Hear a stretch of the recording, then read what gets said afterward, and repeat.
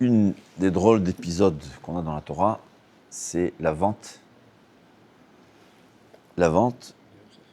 des frères de Yosef. Ce qu'il faut savoir, c'est pas comment qu'on s'imagine, nous on pourrait s'imaginer, c'est pas des Rechaim. Toutes les fautes, d'abord il faut savoir toutes les fautes de Noavot,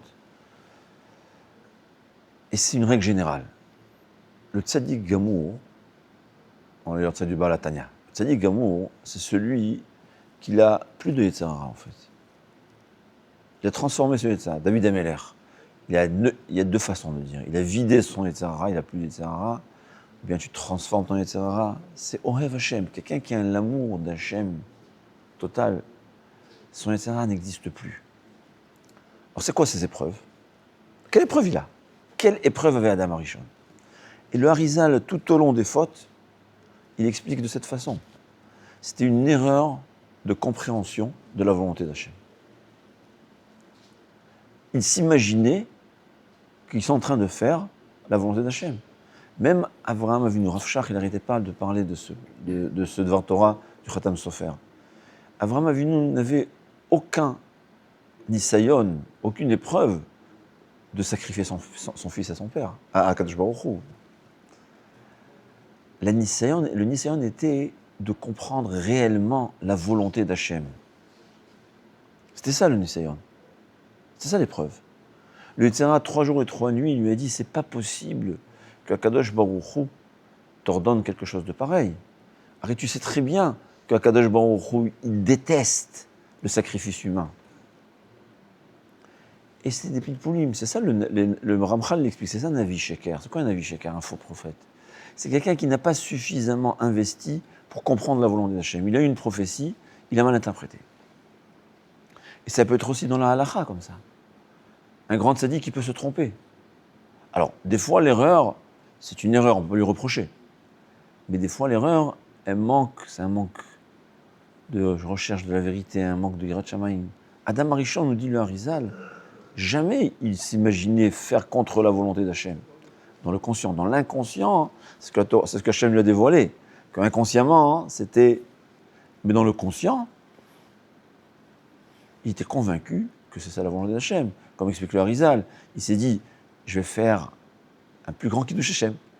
Je vais fauter, je vais créer le Yetzer Hara, et ensuite je vais tuer le Yetzer Hara. Comme ça, il s'est dit.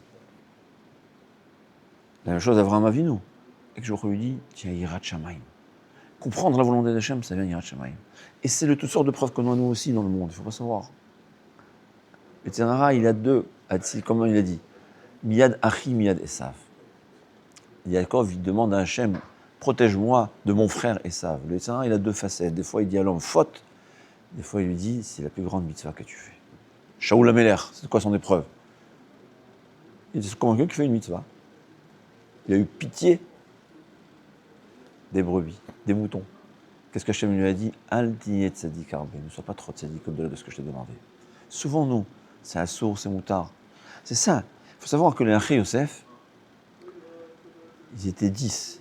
Mais ils ne sont pas 10. Parce que Binyamin n'était pas là, Yosef n'était pas là, et Réhouven n'était pas reparti voir son père. Alors pourquoi ils étaient 10? Parce qu'ils ont associé Akadosh Baruch Hu à leur décision. Ils se sont assis, ils ont fait un tribunal, et ils ont décidé que Yosef Hatzadik,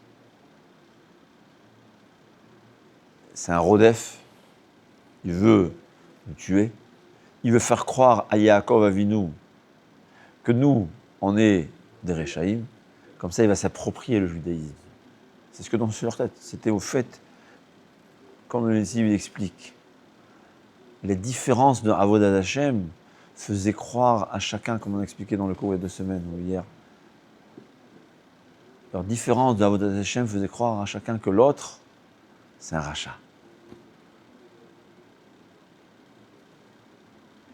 Ils étaient convaincus que Yosef, il y avait Yosef et Dibatam avait lui, sa kavana c'était les Shem Shamaim. Parce qu'ils voyaient, ça aussi c'était une erreur. Ils s'imaginaient que ses frères fautaient, il racontait à Yaakov pour qu'il les remet dans le droit chemin. Et il était sûr que ses frères, il lui aurait dit merci. C'est comme ça. Ochach le chacham veyohaveka. Fais des reproches à un chacham, pas un tzadik, un chacham, quelqu'un qui est intelligent. Il te dit merci. Mais eux, ils étaient convaincus qu'il leur voulait du mal. De la même façon, comme ça, ils étaient convaincus. De la même façon qu'Abraham, il a eu Ishmaël et Yitzhak le juif, Ishmaël l'inverse. Yitzhak, il a eu Yaakov et Esav, ils se sont dit la même chose. Yaakov, il aura des enfants qui vont quitter le chemin et ceux qui vont hériter le judaïsme. Ils ont dit, Yosef, il est en train de préparer son coup. Donc en fait, c'était tout ça, des erreurs de mauvaise interprétation. Mais ils étaient convaincus qu'ils sont en train de faire la volonté d'Hachem. C'était jaloux aussi, hein, parce qu'on lui répète le rêve, il dit quoi, tu vas régner sur nous. La Torah nous dévoile l'inconscient. Parce que si c'était véritablement honnête, Hachem ne les aurait pas punis. Ils n'auraient jamais adhéré.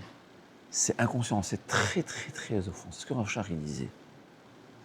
Il disait, là, par exemple, la Torah nous enseigne Alma Harva Haaretz. Pourquoi la terre d'Israël a été détruite? Parce qu'ils utilisaient la Torah, ils ne faisaient pas de bracha avant Talmud Torah. Comme il dit, ils n'appréciaient pas suffisamment l'étude de la Torah. D'accord? Qu'est-ce que ça veut dire? Il y avait des kolélim jour et nuit. Et on a demandé aux Malachim, mais pourquoi Hachem, qu'est-ce qu'il nous veut? Les Malachim, ils n'ont pas compris. Ils ne comprenaient pas, c'est tous des tzadikim.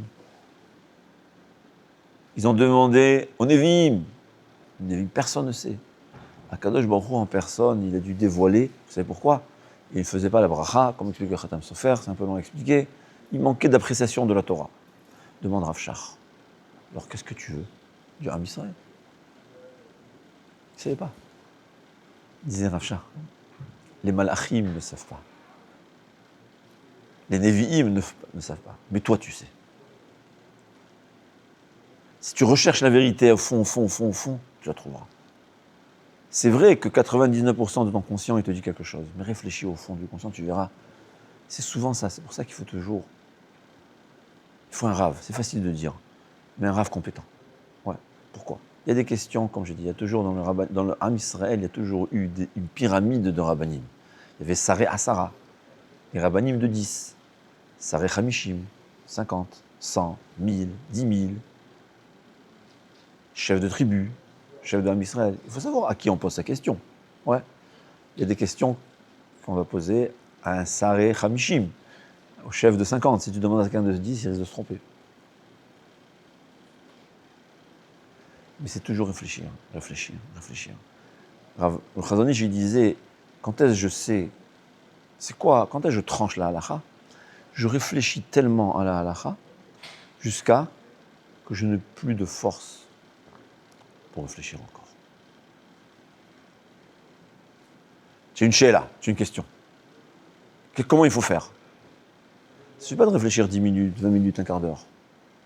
Chazon Ish, il réfléchissait à la halakha jusqu'à qu'il était au bout de ses forces. C'est Adoua. Chazon Ish, il étudiait jusqu'à le bout de ses forces. Il s'évanouit. Il s'évanouissait. Rav Shach, de décision, des semaines de réflexion. Des semaines de réflexion, des fois. Et il avait décidé, et quelques jours après, tout d'un coup, il disait, il a ramené ses élèves, je me suis trompé. Tout en constamment, vérifier la vérité. C'est quoi la vérité? C'est quoi la vérité? C'est quoi la vérité? C'est ça le problème. C'est que on veut tous la vérité, mais on veut aussi d'autres choses. Ouais. Et quand il y a trois volontés, l'une d'elles c'est la volonté, c'est la vérité, tu arriveras à un tiers de la vérité, pas plus. Et si tu veux 99% de la vérité et 1% tu veux pas la vérité, tu arriveras à 99% de la vérité. Mais c'est suffisamment d'erreurs pour détruire le monde. C'est ce que nos sages nous enseignent. Les Achei Yosef, ils étaient convaincus. Ils auraient pu jurer qu'ils ont fait selon la halakha. Yosef, c'est un rodef. Yosef veut nous tuer. On doit Abba le orgecha, Ashkem le orgo. Ils ont même associé Akadosh Baruch Hu à leur psak beddin. Ils ont forcé Akadosh Baruch Hu à accepter leur décision rabbinique. Au point où Akadosh Baruch Hu n'avait pas le droit de dévoiler à Yitzhak. À ce point-là. Alors c'est quoi leur erreur? Vous avez discuté, vous avez réfléchi à 99%, pas à 100%. Vous aurez dû vous dire, mais attends, peut-être qu'on le soupçonne. Peut-être que Sefer Tzadik, il est véritablement Tzadik, peut-être. Il faut vérifier ça aussi. C'est aussi une possibilité, non? D'accord. Il disait Rav Chaim Shmulevitz, il y a encore une preuve que eux-mêmes savaient qu'il y a un problème. C'est quoi la preuve? Il y avait dans le temps une période où un Rav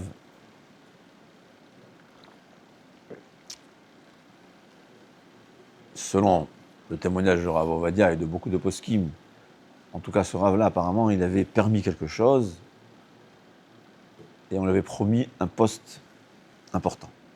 Donc au fait, beaucoup de Gdolé Israël ont pensé que la raison pour laquelle il a permis cette chose, ce n'était pas parce qu'il est arrivé à une conclusion réelle, mais l'intérêt du poste qu'il voulait avoir lui a fait un peu pencher sa décision. Alors ce grand Rav, il avait dit, j'ai 10 rabbinim qui sont d'accord avec moi. On dit, c'est qui les 10 rabbinim? Non, secret. Après, Chaim Shmulevitz, il avait dit, c'était la Parashat Hashavua. Il dit, après Yosef, ils ont décidé que Yosef Hatzadik méritait la peine de mort. Pourquoi tu as besoin de laisser ça top secret? Pourquoi top secret? Pourquoi on va obliger Akadosh Baruch Hu de ne dévoiler à personne? Interdit de dévoiler, pourquoi? On a juré de ne pas dévoiler, pourquoi? Trérem. Pourquoi? Tu as raison. Tu penses que tu as raison. Non? C'est ça la Torah. Tu as peur de dire la Torah? Dire Rav Chaim Shmulevitz, on voit qu'au fond de leur cœur, ils comprenaient qu'il y avait quelque chose qui clochait. Comme Rav Shar disait toujours. Les malachim ne savent pas. Et toi, tu sais. En 2 mots, ce qu'il faut conclure. On cherche tous la vérité. Mais il faut chercher la vérité à 100%.